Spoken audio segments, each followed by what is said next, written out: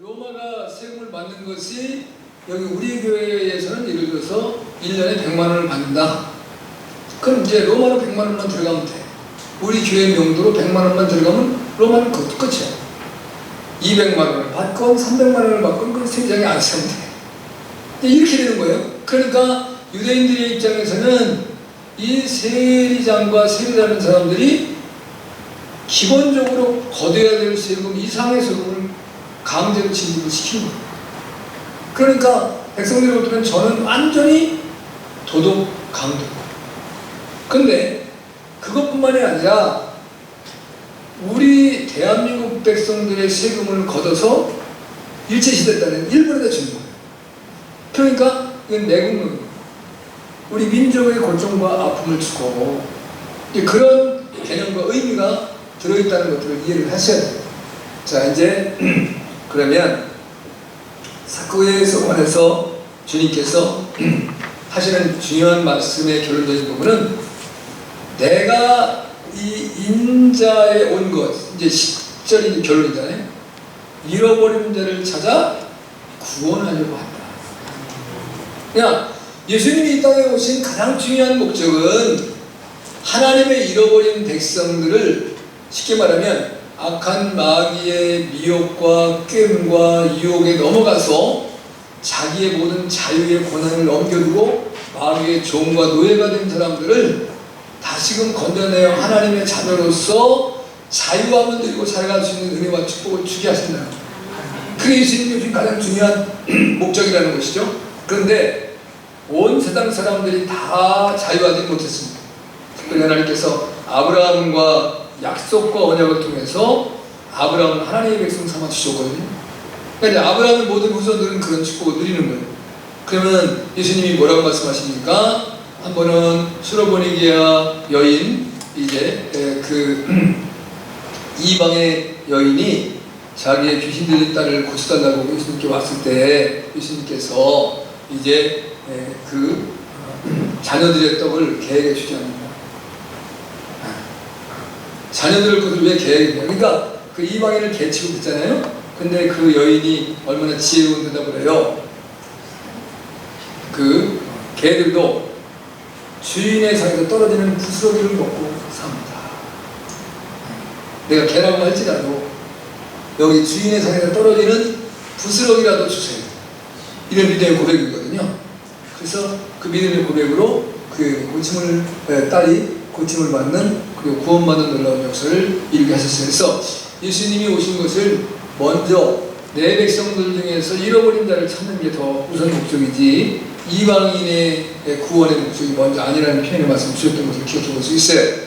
자, 그러니까 이제 복음을 제일 먼저 드려야 되는 사람들은 저와 여러분이에요. 예수님을 믿는다라고 하는 우리가 복음을 잘 들어서 우리가 정말 참된 하나님의 자녀가 되어야 돼요. 여러분, 예수님 안에서 자유가 있어야 되고 하나님 안에서 자유함이 있어야 돼요. 신앙생활이 막 힘겹고 어렵고 신앙생활이 나를 오히려 고통으로 묶어놓으면 뭔가 문제가 심합니다. 내가 예수님을 믿기 때문에 여러분에게 있어서는 마음에 세상에서는 얻을 수 없는 기쁨과 희락이 넘쳐나고 자유함이 넘쳐나셔야 돼요. 내가 하나님의 백성됨에 그 자랑스러운 이 일반적인 타락하고 죄악된 세상으로 살아가는 세상의 그런 모습이 부럽지 않아야 된다는 거예요. 그것들 때문에 내 심령이 상함을 입고 내 삶이 흔들려지고 그러면 우리는 뭔가 잘못 잡고 있는 거예요. 우리는 저들과 본질적으로 다른 존재라는 것이죠. 그래서 우리는 이 세상을 내가 영원히 살 세상이 아니라 사명을 감당하는 나그네의 삶이다. 그래서 우리는 본향을 향해서 가고 있다는 거예요. 할렐루야. 우리의 본향은 천국입니다. 하나님과 함께 영원히 살아갈 수 있는 그러한 개념을 가지고 오늘 말씀을 함께 받을 수 있기를 바랍니다. 자, 그러면 이제 삭개오가 주님을 만나기 전에의 삭개오의 모습은 어떻는가? 오늘 1절에서부터 2절의 말씀을 한번 보도록 하겠습니다. 시작! 예수께서 여리고로 들어 지나가시더라. 삭개오가 이름하는 자였으니 세리장이었던 부자라. 이 키가 났다는 말이 여기 아직 안 나왔어요. 본문에 이제 오늘 1절에서 2절까지는. 그러나 이제 3절에서는 키가 작고 사람이 많아 이제 보고자 하지만 볼 수가 없어서 이런 표현을 썼어요. 그럼 이제 이 사개오에 있어서는 세 가지의 어떤 모습이었는데, 우선은 그 당시 여리고라고 하는 도시는 약 10만 명 이상의 사람이 살았다고 해요. 이 여리고는 기본적으로 여호수아서 6장에 보면 여호수아가 모세의 뒤를 이어서 가나안 정복선을 이룰 때에 첫 번째 요단강을 건너고 성이 여리고성입니다. 근데 여리고성은 난공불락의 도성이에요. 얼마나 이 성이 든든했는지 그 성벽 위에 이제 성 위에가 이제 이렇게 사람들이 지나다닐 수 있고 그걸 지켜야 되잖아요. 전차가 2대가 지나갈 정도로 그렇게 이제 굳건한 성이었다는 것이죠. 근데 그걸 이스라엘 백성들과 여호수아가 한 것은 하나님의 말씀에 순종해서 하루에 한 바퀴씩 돌고 마지막 날에 나팔을 소리 지르는 것밖에 없거든요. 이제 일주일 때 됐더니 7바퀴를 돌고, 그래서 이제 그 성을 무너뜨리는 역사가 하나님이 나타냈는데, 이 여리고성이 그만큼 그 당시에 번성한 성이 되었을 수 있는 것은 이게 무역이 활발하게 이제 이루어지는 도시였기 때문에 이 여리고성이 그렇게 좋은 도성이었다는 것이죠. 그래서 이 도성에서는 성경에서도 여리고로 내려가다가 예루살렘 여리고 내려가다가 강도 만난다고 했는데, 이거는 이제 사해보다 약간 얕아요. 그러니까 굉장히 저지대야. 이제 여리고가요. 이제 저지대인데, 그러니까 지난번에 제가 강도 만난 사람의 이웃에 대한 얘기할 때 예루살렘과 여리고의 그 고도 차이가 얼마가 된다고요? 1km가 돼, 1km. 예, 1000m가 나뉜 거예요. 그러니까 예루살렘은 여리고에서 하면은 1km 높은 거예요. 1000m 높이에 있는 거예요.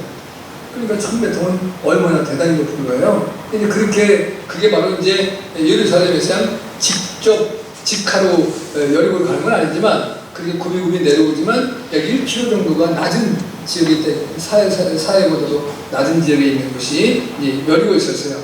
아무튼 간에 예수님께서 여리고를 지나가시다가 거기서 이제 누구를 보냐면 삭개오라고 하는 이 사람을 만나게 된다는 겁니다.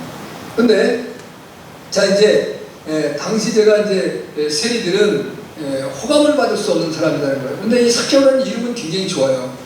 순결이라는 뜻이에요. 여러분, 순결이라는 것이 얼마나 아름다워요.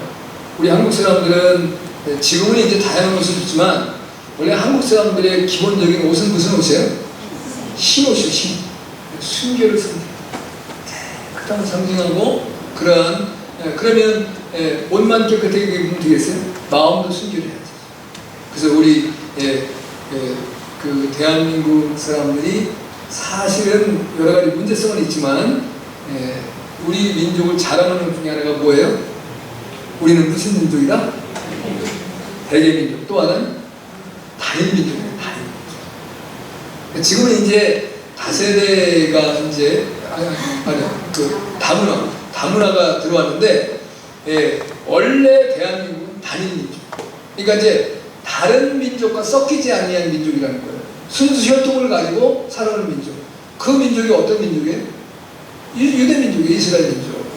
자, 오늘 아침에 새벽 예배를 마쳤는데, 그 공주에 있는 목사님이 저한테 카톡을 하나 탁 보내왔어요.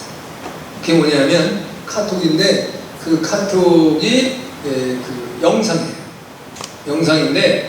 그 영상은 없고 거기에 음악 배경이 나오고 글씨가 나오는 건데, 대한민국의 초대 때의 선교사, 미국의 선교사가 와보니까 그 미국 선교사하고 한국 양반과의 대화를 나눈 그것에 대해서 한국을 칭송하는 이야기가 나와 있는 거예요. 잘 들어보세요. 제가 은혜가 되시라고 말씀드리는 거예요. 왜냐하면 이제 이 목사님이 이번 주에 8월 15일 8.15 광복절수를 보낸 것 같아요. 선교사님이 이제 양반들이 보니까, 우리 대한민국의 양반들은 어떻게 여고 다니셨어요? 갓을 썼어요. 갓을. 이제 그래서 갓을 쓸 때 갓을 뭐라고 표현하죠? 의관이라 해서 의관. 그래서 집에다가 이제 두루마기나 저고리를 걸어놓는 것도 소중한데 모자를 잘 놓으셔야 돼요. 이거 함부로 건드렸다면 집안이 야단나는 겁니다. 그 정도로 소중하게 썼어요. 그래서 아니 이게 선교사가 보니까 머리에 뭘 썼는데 저게 뭔지를 모르겠어요. 그래서 아주 이제 학문이 높으신 양반님께 물었어요. 저 머리에 쓴 것이 무엇이요? 저것을 가시라 말하오. 그랬더니 가. 근데 영어로 갓은 하나님이에요. 그러니까 이 선교사가 깜짝 놀란 거예요. 아니 하나님을 머리에 모시고 다니시다니. 한국인들은, 이 조선인들은 성령이 역사하시는 분인가 보다. 이 마음이 탁 드는 거예요. 그래서 이제 그러면 물었어요. 그러면 이 나라를 무엇라고 칭하시오? 그랬더니 조선이라고 칭합니다. 그래서 한글로 이제 아침조 이제 깨끗할 선을 딱 쓴 겁니다. 그러니까 조선, 아침, 깨끗한 아침. 그러니까 이걸 영어로 하니까 이제 모닝 캄이 되는 거예요. 그래서 그 고요한 동방의 고요한 나라, 아침의 고요한 나라. 여러분 그 노래도 있죠? 우리 찬양에도 아침의 고요한 나라가 있어요. 이 선교사가 깜짝 놀란 거예요. 아니 이게 도대체 어떻게 된 나라인가? 그러면서 그러면 그 조선이란 글자를 이제 풀어서 설명해 줄 수 있겠습니까? 했더니 당연히 하지. 조선이라는 조자를 먼저 풀겠습니다. 열 십자 밑에 날 일자가 들어갑니다. 그 밑에 열 십자가 있고 옆에 이제 달 월자를 씁니다. 이렇게 얘기한 거예요. 그랬더니 선교사님이 딱 들으니까 낮에도 십자가를 바라보고 밤에도 십자가를 바라보는 민족이야. 예수님의 십자가만 바라보고 가는 민족이 바로 이제 조선이라는 민족이에요. 이거 얼마나 놀랍겠어요. 그래서 그러면 선자를 한번 설명을 해 주시오. 그랬더니 고기 어자에다가 옆에다가 양자를 씁니다. 그러니까 고기라고 하는 것은 이전에 초대교회에 이투스라고 하는 것으로 이제 쓰였어요. 예수 그리스도 하나님의 아들. 이게 뭐야? 이 민족에 예수 그리스도 하나님의 아들. 그 다음에 양은 뭐예요? 우리를 위해 십자가에 피 흘려 돌아가신 예수님의 잎에. 아니 예수 그리스도 하나님의 아들, 우리를 위해서 십자가에 돌아가신 예수님을 따라하는 민족이 이게 보통 민족이에요. 그러면 영어로 조선을 뭐라고 표현합니까? 그랬더니 영어로는 이제 조선을 이제 CHOEN에서 chosen people. 그러면 이제 영어로는 택함 받은 백성이에요. 이게 이제 영어로 해석을 하면 이 나라는 보통 나라가 아닙니다. 이 나라는 대단한 나라입니다. 아멘 안 하시나요? 붙잡고 한 얘기인데 하여튼 그런데 그걸 풀어놓은 것이 진짜 기가 막히게 풀었어요. 여러분 제가 전에 한번 우리 노예에서 어떤 목사님이 한자를 이제 나름대로 성경으로 풀어서 한번 책한 것이 들었죠? 보셨어요? 안 보셨어요? 안 봤지? 보세요. 보면 이게 이제 나름대로 억지로 끼워 맞추려고 하는 부분도 있을 수는 있지만 그분이 굉장히 노력을 하셨구나 라는 걸 느끼게 돼요. 그리고 은혜가 되는 것들이 있습니다. 저는 그거 단순히 봤거든요. 이거 뭐 기지가 않아요. 뒤에는 간증도 있고 앞에 이제 한문으로 푸는 것도 많지 않습니다. 근데 굉장히 중요합니다. 그분은 그걸 이제 자기는 그 할아버지 때부터 한문을 배우는 집안에서 자라서 이제 유학자 집안에 자라가지고 성경을 보면서 자기가 깨닫고 은혜된 것을 해서 자기 돈 들여서 책을 만들어서 이게 선물로 줬는데 그걸 집에다 싸놓으시면 뭘 의미하겠어요. 그래서 제가 이제 목사님과 같이 말씀을 나누고 그랬는데 목사님이 시간이 없어서 제가 참 갈 수가 없는데 어떻게 돈을 냈더니 자료를 주실 수 없겠습니까? 이런 관두시 그거 괜히 돈 들이고 집에다 놓았다 쓰레기 되지. 그거 갖다가 어느 순간에 그렇게 바쁘신 목사님이 그걸 언제 그걸 읽어보시겠습니까? 네? 그냥 포기하세요. 기분은 나쁠지 모르지만 제가 정확하게 얘기하는 겁니다. 내가 시간이 없어서 와서 같이 함께 할 수 없는 그 사람이 집에서 그걸 사들여가지고 볼 사람을 가렸어요. 여러분이 이제 중요한 거는 주었을 때 빨리 봐야 돼요. 나중에 아껴서 봐야죠. 아끼다가 아무 의미 없습니다. 자, 이제 제가 이 대란간의 생각이 나서 그 말씀을 드렸어요. 우리나라의 세금을 걷어서, 내 백성에게 세금을 걷어서 일본 사람에게 준다고 한다면 그 사람 우리가 뭐라 그래요? 매국노. 우리 매국노 중에는 뭐가 있어요? 뭐예요? 생각 안 나요? 을사오적 기억하세요? 을사년에 이제 을사보호조약을 맺는 데에 선봉이 됐던 5명의 사람들이 있는 거예요. 그게 이 나라를 일본에 팔아먹은 거예요. 대표적인 사람이 누구예요? 이완용. 저도 이씨인데 참 저 같은 이씨는 아니길 바랍니다. 조사는 안 해봤는데 아닌 건 분명한 것 같아요. 참 마음 아프고요. 지금 이 대한민국의 정부에서는 제일 대한민국의 정부의 지금 이 정부의 그 핵심 가치는 뭐예요? 적폐를 청산하는 거예요.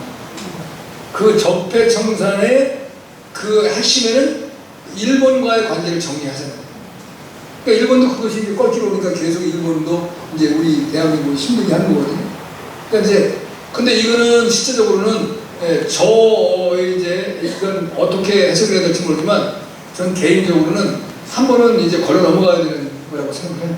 근데 이전에 우리 역사 속에 못 해왔기 때문에 지금 이제 바로 우리 해방이 된 지 이 오랜 시간이 걸렸는데 지금까지도 이 문제에 매달려서 살아야 되는 것이 참 서글프고 아픈 거죠.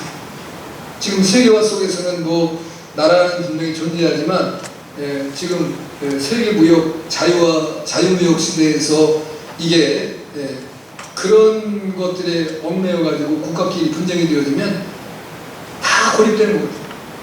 그럼 일본만 망하는 거 아니고 우리나라도 같이 망하거든요. 이런 아픔들이 있는 거죠. 그래서 해결돼야 될 걸 빨리빨리 얘기해야죠. 여러분이 만약에 이제 그 영국의 셰익스피어의 로미오와 줄리엣 같이 가문과 가문 사이에 펼쳐질 원수가 되어서 그 후손들이 서로 사랑을 못하게 만들어가지고 다 죽는 비극으로 끝나잖아요.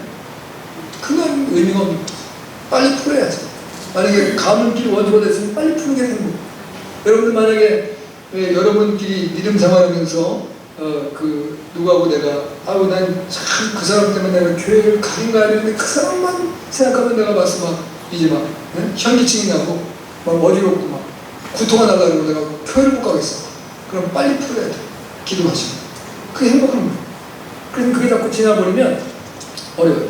부부도 마찬가지예요. 부부싸움 하면 이제 누군가가 굽혀야 되는데 이걸 이제 계속 뻗대고 한번 네가 생각 내가 생각 한번 해보자.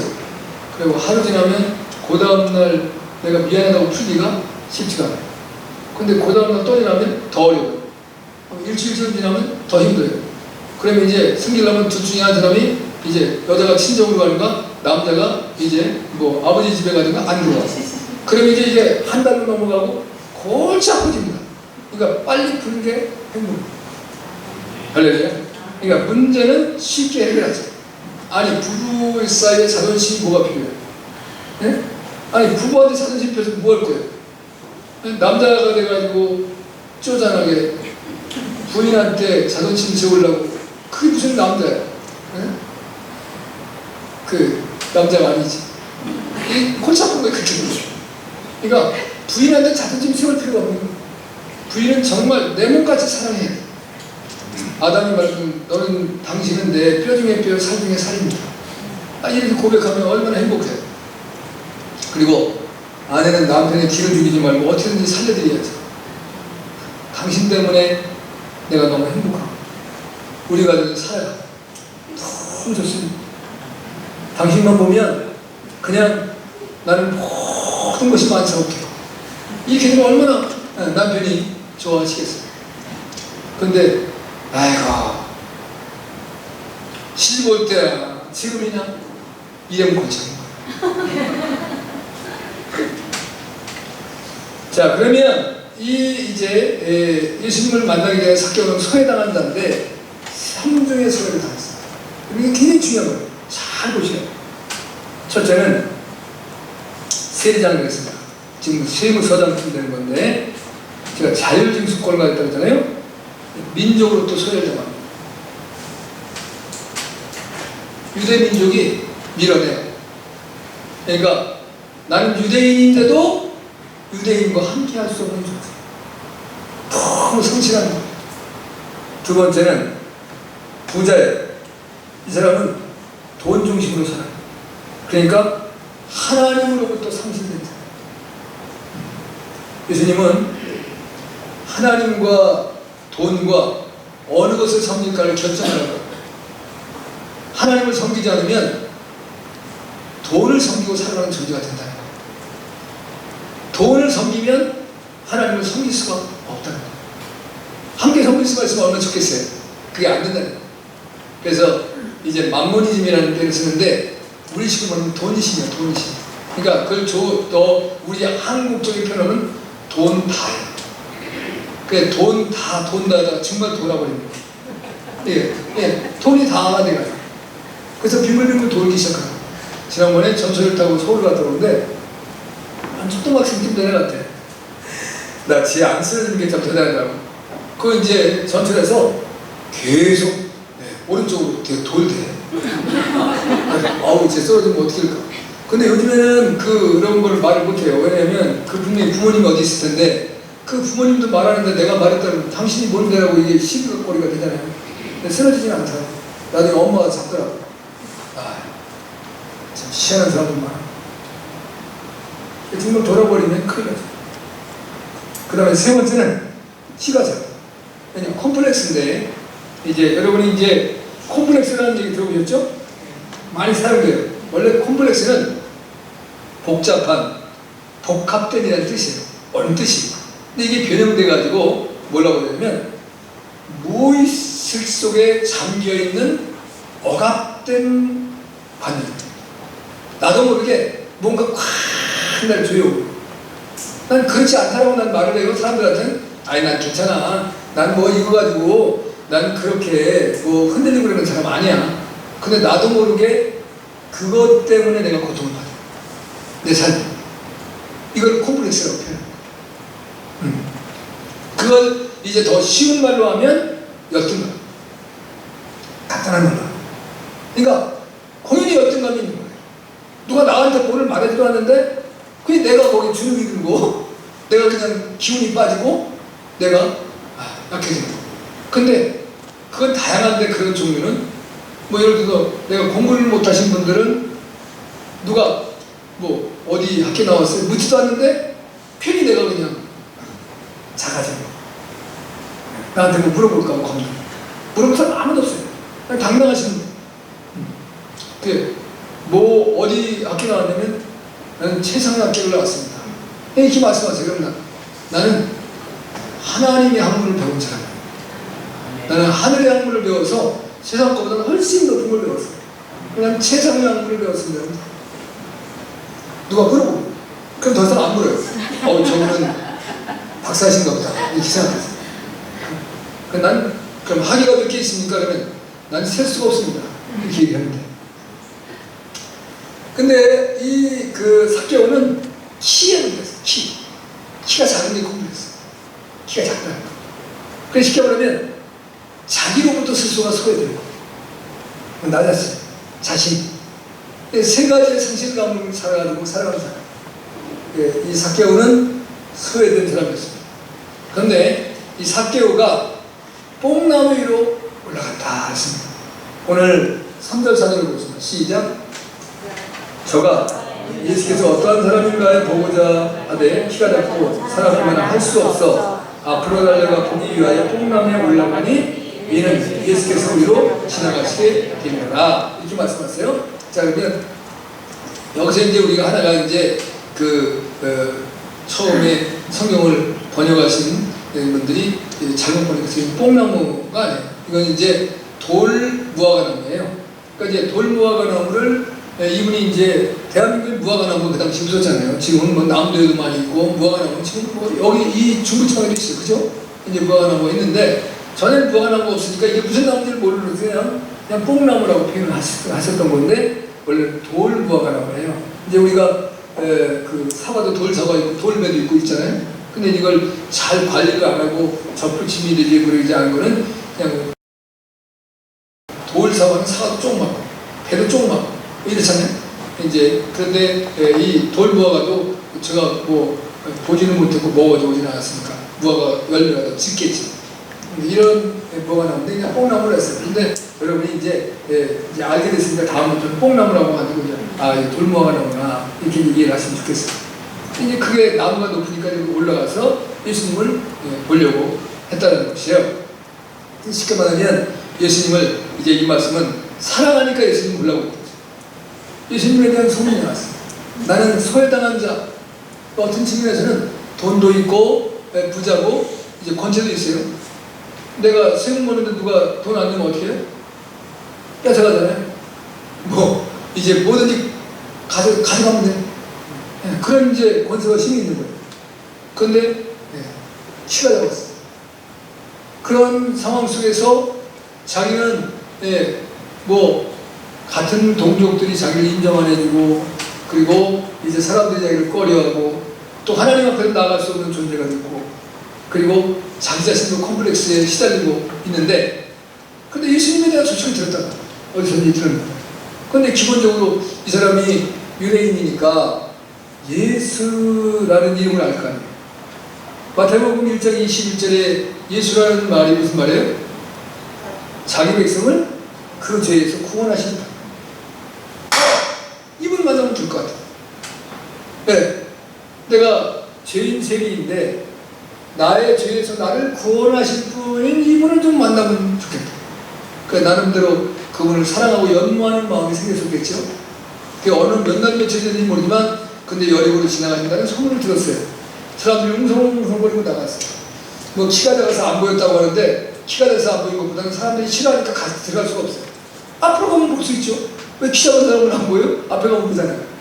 그런데 그들과 같이 할 수 없으니까 힘이 오니까 멀찌감치 뒤로 들어서 이 돌 무화과 나무 위에 올라갔다.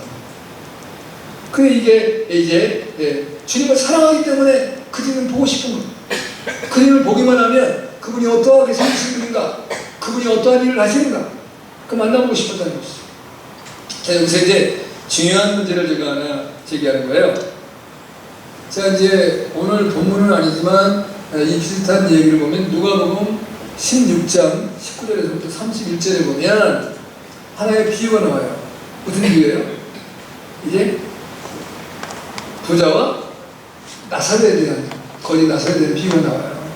그럼 이제 천국의 백성과 지옥의 백성의 차이가 무언가에 대한 이제 가장 중요한 포인트 하나를 오늘 말하려는 거예요. 다양하게 있어요. 제가 이제 7가지 정도를 뽑을 수가 있는데 그 누가복음 16장에서 보면 근데 하나만 하고 싶어요. 그 이제 누가복음 16장 19절 31절에 보면 천국에 간 사람에게는 뭐가 있어요? 이름이 있어요. 이름이. 근데 세상에서 날마다 연애를 하고 잔치를 하고 연락을 하고 그 부유하게 살았는데 지옥 가는 백성은 이름이 없어. 그냥 한 부자가 그냥 한 부자야. 근데 그 이제 천국을 가게 된 이 거지지만 그 사람은 뭐가 있어요? 이름이 있다니까. 그러니까 여러분이 하나님이 여러분의 이름을 기억해야 돼요. 아멘? 그거보다 좋은 게 없는 거예요. 그러니까 여러분들이 서로 불러줄 때도 이름을 불러주는 것이 굉장히 중요하죠. 무슨 집사님, 무슨 권사님, 무슨 권사님, 무슨 성도님 이렇게 부르셔야죠. 이름이 있어야 된다. 그냥 도매급으로 넘어가지만 천국 백성은 반드시 자기 이름이 있는 거예요. 할렐루야. 근데 놀라운 게 예수님이 삭개오의 이름을 아셔요. 이거 얼마나 놀랍다 이거예요. 자, 우리가 여러분이나 저나 룻기라고 하는 구약에 이제 룻기가 있어요. 근데 룻기에 이제 그 룻을 기업물을 자로 나타날 때 나오미의 기업물을 자가 보아스보다 가까운 사람이 있어요, 친척이. 근데 성경에서 그 사람의 이름이 있어요, 없어요? 없어요. 뭐라 그래요? 아무개 그래, 아무개. 그 전에 옛날에 보면 어른들이 말씀할 때, 그 아무개 있잖아, 아무개. 이러더라고요. 아무개가 누구예요? 글쎄가 아무개가 있어. 이름이 없는 일이죠. 그러니까, 여러분, 그런데 보아스는 이제 이름이 주어지죠. 그래서 다윗의 이제 증조 할아버지였어요. 놀라운 축복이에요. 할렐루야. 그러니까 우리에게 이름이 있다는 게 너무 감사해요. 근데 그 이름을 누가 아느냐? 예수님이 아십니다. 예수님 사랑하세요? 예수님이 여러분의 이름을 아십니다. 여러분의 이름을 예수님이 부르실 때 얼마나 기뻐하십니까? 여러분 꿈을 꿨는데 예수님이 다 나타나셔서 여러분의 이름을 부르면서 누구누구의 딸아, 누구누구의 아들아. 그러면 꿈에서 깨고 싶을까? 안 깨고 싶을까? 나 안 깨고 싶을까? 주님, 깨우지 마세요. 계속 있고 싶어요. 너무너무 만약에 여러분이 어느 지역에 갔는데 아무도 아는 사람들이 없고 이제 새로운 곳에 갔는데 거기서 누군가 여러분의 이름을 불러주면 여러분 어떻게 될까요? 기절할 것 같아. 황홀해서 너무 놀라워서 나를 알아주잖아. 내가 별것도 아니야. 놀라운 은혜와 축복이 주어져요. 그러니까 이제 삭개오는 예수님을 사랑했다는 거예요. 여러분이 내가 비록 이 세상에서 소외당한 자, 상실된 자, 나 개인적인 컴플렉스가 있어서 내가 열등감 때문에 고생을 하더라도 주님을 사랑하는 자, 그럼 주님이 나를 기억하시고 바라보신다니까요. 네, 주님은 주님이 이 땅에 오신 것은 뭐냐? 잃어버린 자를 구원케 하기 위해서 오신 거예요. 그러니까 난 잃어버린 자 하지만 주님이 나를 구원하시면 구원받을 수 있는 거예요. 그런 은혜가 저 여러분을 넘사시길 주님을 축복합니다. 그랬더니 주님이 이제 그 뽕나무에 올라간 삭개오를, 거기 얼마나 많은 사람들이 모였겠어요. 근데 그들의 눈길을 준 것이 아니라 저쪽 뒤쪽에 있는 뽕나무에 올라가 있는 삭개오한테 주님이 눈길을 주시면서 그의 이름을 불러주십니다. 삭개오야, 내려오라. 내가 오늘 네 집에 유하여야. 할렐루야. 얼마나, 제가 볼 때는 걸어서 뛰어내려 그냥 펄쩍 뛰어내려왔을 것 같아요. 다리 부러지지 않았겠지만 이제 뛰어내려왔을 것 같아요. 오늘도 이제 본문의 말씀에 보면 어떻게 해요? 급히 내려와요. 그래서 즐거워하여 영접했다라고 말씀하고 있습니다. 5절 7절 한번 볼까요? 시작. 예수께서 그곳에 이르사 우러러보시고 이르시되 삭개오야 속히 내려오라. 내가 오늘 내 집에 이르렀다 하겠다 하시니 급히 내려와 즐거워 영접하거늘 무사람이 보고 수군걸 가로되 저가 죄인의 집에 들어가라. 아멘. 예수님을 영접하는데요. 자, 세상의 사람들의 관심은 이제 인간 육신적인 나의 모습에 대해 관심이 많습니다. 그래서 저 사람이 돈이 많이 있느냐? 아니면 저 사람이 정결한 사람이냐? 또는 저 사람이 공부를 많이 한 사람이냐? 저 사람이 권세 있는 사람이냐? 저 사람이 인기 있는 사람이냐? 저 사람이 인물이 잘났느냐? 여기에다만 관심이 있어요. 그래서 삭개오가 세리장이라는 것은 여리고지에서 세리장했으니까 사람들이 다 알아요, 몰라요? 다 알아요. 그러니까 세리 앞에를 만드시 뭐가 붙는다? 수식어가 죄인이라는 형용사가 붙는 거예요. 죄인된 세리. 그러니까 저 죄인의 집에 예수님이 거하시려고 하니까 그러니까 편협된 마음들이 다 있는 거예요. 여러분이 때때로 보면 이제 세상적으로도 어떤 사람이 내가 알고 있는 그 사람이 내가 볼 때 형편이 없는 사람 같아 보이는데 그 사람이 잘 되어드는 걸 보면 뭐가 심리로 올라요? 이 세상 불공평하네 정말. 아니 어떤 저런 인간이 저런 사람이 돼야 돼? 나를 여기다 빼놓고 내가 여기 있는데 감히 뭐 이런 생각들을 많이 한단 말이에요. 우리의 생각에. 근데 주님은 뭐라고 말씀하세요?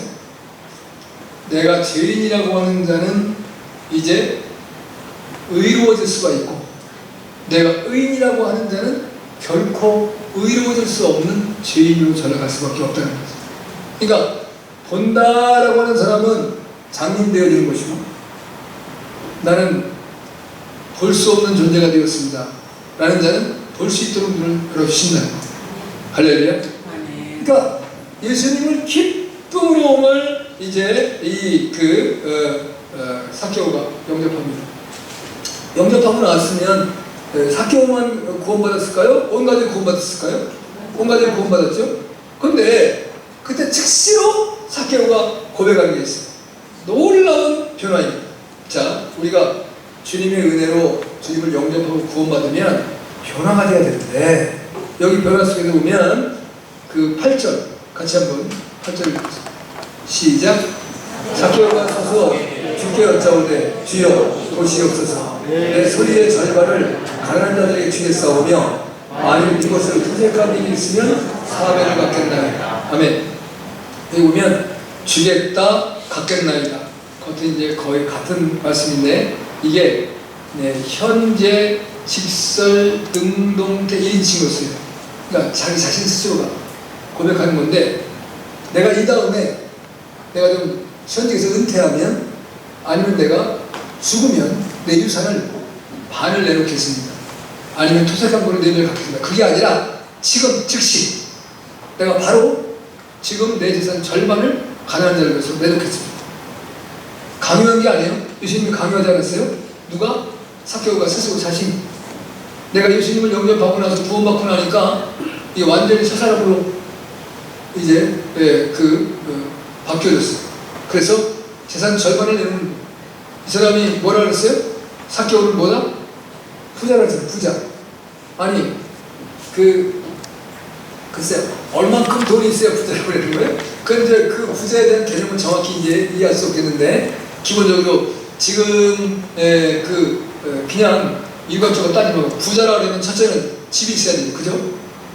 요즘에 집 없는 사람 많으니까. 아니, 이제 집이 없다라는 말은 내 그 명의로 빚이 하나도 없이 내 명의로 된 집이 있는 사람은 집이 있는 사람이라는 거예요. 집은 있는데 은행에서 대출 다 받는데 내 집 아니야. 어디 거예요? 은행 거야.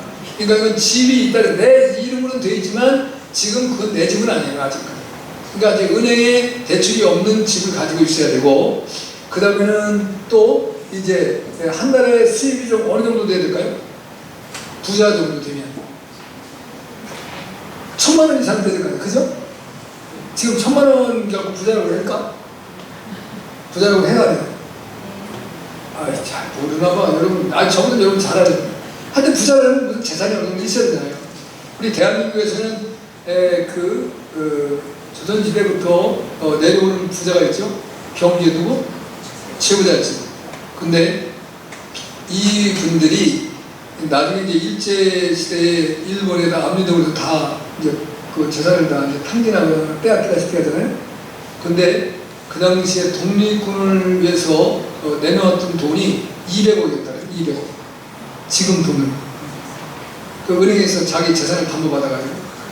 대단한 사람이죠. 그리고 그 자기 집 백리, 이제 사방 백리에서는 그 굶어 죽는 사람이 없어야 된다. 고가를 열어가지고 다 그렇게 살 수 있고. 그게 부자예요, 부자. 그런 개념을 가진 사람. 그래, 하여튼 삭개오는 부자였다. 근데 부자가 재산을 반을 내왔으니까 쉬운 일일까 어려운 일일까? 옛날에 그러더라고요. 이게 내려오는 얘기였지만, 논 99마디를 가지고 있는 사람이 있었대요. 99마디기. 근데 그 마을에 한 마디기를 가지고 있는 사람이 있었대요. 그런데 그 99마디 가지고 있는 사람이 한 마디인 사람에게 여보게 그 한 마디기 나 주게 100마디기 채우게. 그러면 그 부자가 욕심이 더 많아요? 가난한 사람이 욕심이 더 많아요? 부자가 욕심이 훨씬 많아요. 근데 이제 더 많다는 개념은 욕심의 크기가 크다는 거예요. 가난한 사람은 그래 욕심을 가져봐야 별거 없어요. 우리 가족 새끼 밥이나 잘 먹고 살면 행복합니다. 이 정도예요. 그렇죠? 그럼 내가 99마디를 가졌다고 한다면 그 부자는 1마디 가진 사람한테 9마디를 띄워줘야지. 난 이렇게 많은데 당신은 1마디 가지고 어떻게 살고, 당신도 처자식 있고 부모님을 모시고 살 텐데 내가 9마디를 줄 테니까 10마디 가지고 행복하게 사시고. 이래야 되는 거 아니에요? 근데 그렇지 않다. 부자 욕심이 훨씬 많아요. 근데 재산 절반을 내는 거예요. 그 다음에 또 뭐를 내놓는다? 토색이라는 것은 이제 강탈한 거예요. 빼앗은 거예요. 이제 이런저런 구실을 걸어서 강제로 빼앗은 거예요. 그것이 이제 그런 억울한 일을 당한 사람이 지금 나오면 몇 사람이 되든지 몇 배를 물어주겠다? 4배를 물어주겠다.